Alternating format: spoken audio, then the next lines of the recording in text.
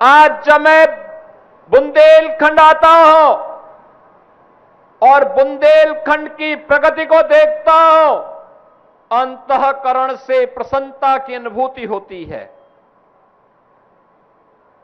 मुझे अंतःकरण से प्रसन्नता होती है।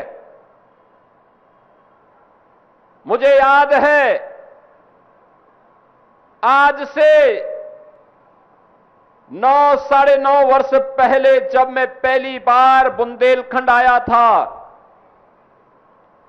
और बुंदेलखंड की स्थिति को मैं देखा था।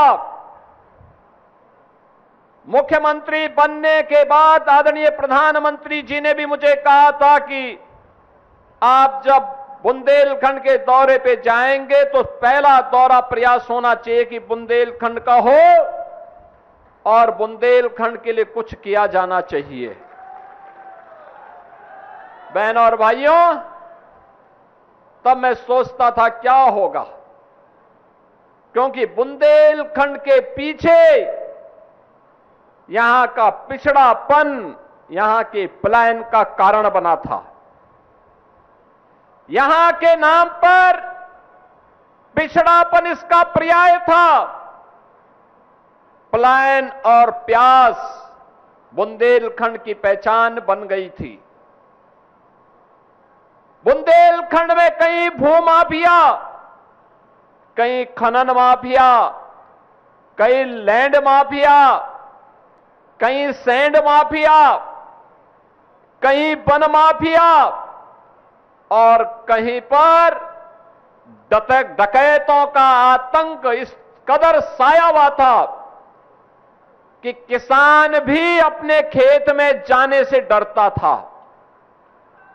बहनों और भाइयों, ये पाठा का क्षेत्र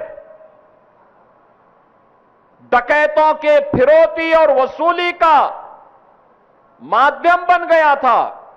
न कनेक्टिविटी थी, न पेयजल की सुविधा थी, न सिंचाई की सुविधाएं हो पाई थी, न नौकरी थी, न रोजगार था, न सुरक्षा की कोई बेहतर व्यवस्था थी। थाने में एफआईआर भी नहीं होती थी। नौजवान प्लान कर रहा था, अन्नदाता किसान आत्महत्या कर रहा था, व्यापारी भय के साए में जी रहा था, बेटी असुरक्षित थी और वह बुंदेलखंड अपने अस्तित्व के लिए जूझ रहा था।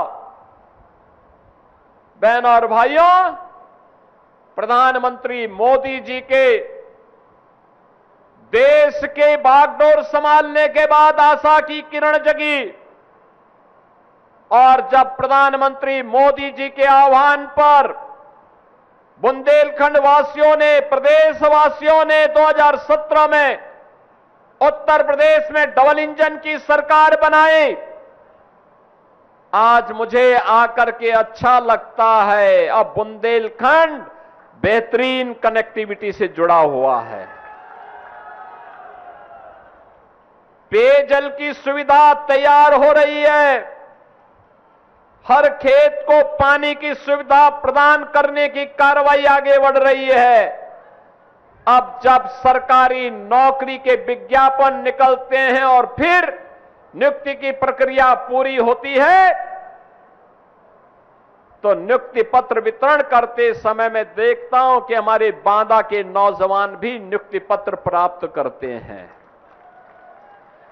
जो कभी सपना था आज वह साकार हो रहा है। उस सपने को साकार किया है डबल इंजन की इस भारतीय जनता पार्टी की सरकार ने और उस सपने को साकार करने के लिए अगर श्रेय किसी को दिया जा सकता है तो आप सभी जनता जनार्दन इसकी हकदार है, क्योंकि आप ही ने प्रकाश द्विवेदी को भी जिता के भेजा है। आप ही ने रामकेश निषाद को चुनाव जिता करके भेजा है। आप ही ने श्रीमती ओम मणि वर्मा को चुनाव जिता करके भेजा है। और जब ये लोग आपकी पैरोकारी करते हैं, योजनाओं को लेके आते हैं, अपनी विधानसभा के विकास के लिए रुचि लेते हैं तो वह विकास का कार्य भी होता है, सुरक्षा भी मिलती है, बुंदेलखंड डकैतों से मुक्त भी होता है, माफिया मुक्त, कर्फ्यू मुक्त, उपद्रव से मुक्त, और विकास की नई नई योजनाएं बुंदेलखंड में अंदर आती हुई दिखाई देती है। बहन और भाइयों, आज बुंदेलखंड में क्या नहीं है? आज सब कुछ है।